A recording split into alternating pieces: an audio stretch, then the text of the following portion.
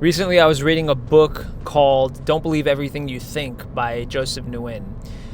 In this book, he tells the story about two arrows and how the first arrow, when we get hit by it, it is the initial pain that gets caused by somebody else who intends to either hurt us intentionally or unintentionally. But what's really interesting is that in this story, he explains that there's always a second arrow, and the second arrow is how we decide to react to the first arrow. Now, we can't always control the first arrow, but the second arrow is always optional. So let's say, for example, we're walking through life and somebody says something to us that's very rude. Maybe they make a comment on our sense of style or how we smell. Maybe they say, like, dude, like, you kind of stink. Or maybe those shoes are really ugly. Or like that sweater is like, why are you wearing that sweater? Like, that's ridiculous. These comments don't tend to hurt unless they're coming from people that we care about, right? So when that first arrow hits, we have that initial reaction where we're like, oh, that was kind of mean, like that kind of hurt my feelings. But the second arrow is diving into the subject of like, how long are you going to dwell on the first arrow, on the insult? There have been so many things lately in this past week that I have had multiple reasons to be pissed about, to be upset about, to be hurt about, and to continue being hurt about. But at a certain point, I'm beginning to realize that, like, I am being controlled by someone else because of one single comment that they made or a statement that they made. I'm still thinking about it days later, weeks later. And it's like, why am I'm sure this person cares so little about this comment that they made. They probably went on throughout the rest of their day and they don't give a crap about what they said. But here I am dwelling on this thought, on this idea that hurts so much, and I have to deal with the repercussions of the damage that somebody else left behind. So the entire concept of this is that we have more control than we think when it comes to the things that we get confronted with. And we don't always have control over what occurs, but we do have control over how we choose to react to what occurs. Confrontation has been the theme of this week. Having to deal with people who are consistently in an angry state or a distressed mode where they're constantly stressed out.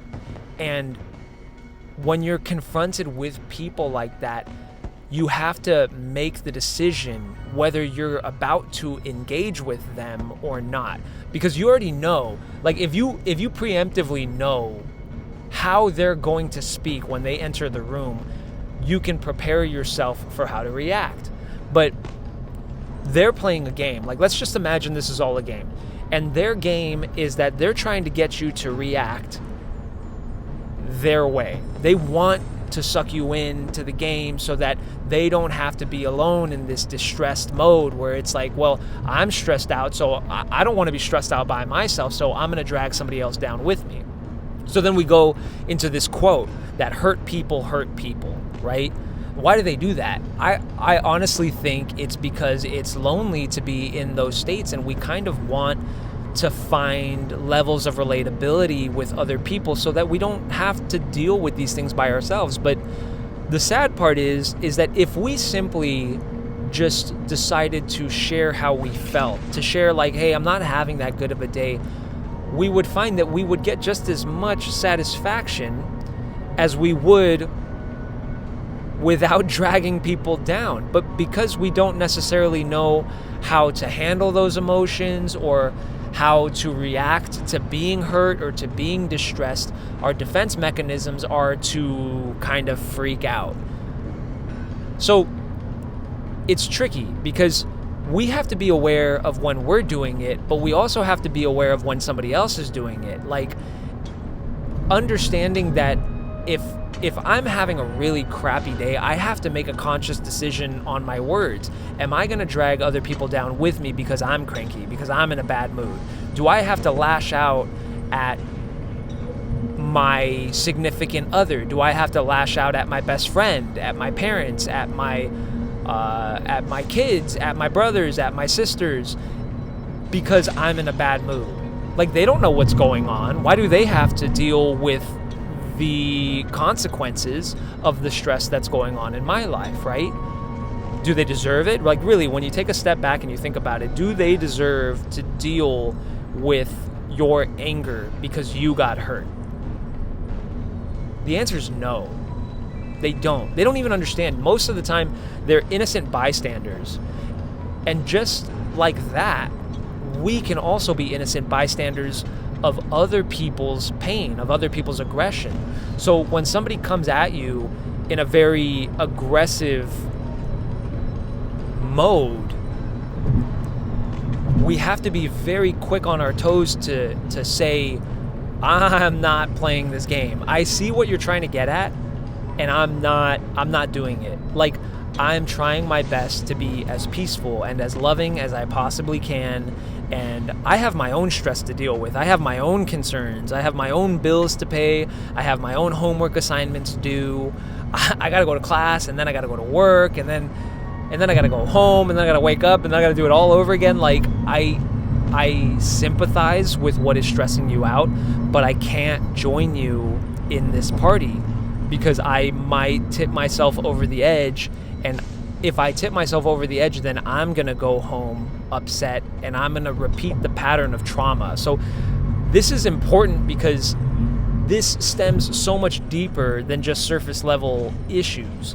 Like, this could be a problem at like a 24-hour basis where it's like maybe somebody ticked you off and that was the last straw. But if we do this enough times, and if the wounds are deep enough, this is how generational trauma begins to exist. And so suddenly a pain, an identification of the pain that you were dealt, becomes a part of your identity. Like, let me repeat that. The pain that somebody else caused in your life becomes a part of your identity. You begin to identify with the cut, with the wound, with the pain that was inflicted. I am a failure. I will never be good enough. I don't contribute. Whatever. But that pain, if you don't put it in check, if you don't try to become mature enough to address whether it is actually true or false, or whether you're willing to heal from it, it will seep out of you and infect the people that you love around you.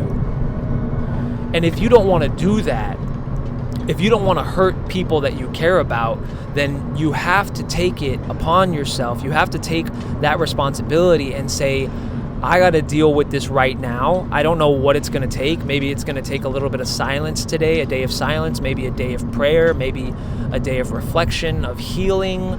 Maybe I got to go journal. Maybe I got to go jump in the ocean or walk through the woods. But whatever it takes, you have to find peace. That's why I try not to judge people who get stuck playing video games for like 5 hours, because I've been there and I've done that, and I understand that sometimes a good solid video game can help you to vent and to stress and to decompress. Other people, they go home and they clean. And they clean and they clean and they clean externally because in a way it's helping them to clean internally. They organize. Other people feel like cooking. Some people like taking a nap. But whatever it is that helps you to balance out that frustration, that anger, even if it means prioritizing that above hanging out with your friends or going out to dinner with your family, you have to take that. You have to take that time because there's so much more at stake than you know. You're talking about weeks and weeks of pain and possibly what could transform itself invisibly into years and years of trauma. One small comment can haunt you for years. I know people who are still dwelling on statements that they identified with in high school. None of us want to be that person. We all, I know deep down inside, want to be the best versions of ourselves. So take that time, find a way to heal, and show that love for yourself, because if you do that, you're showing love to those around you as well.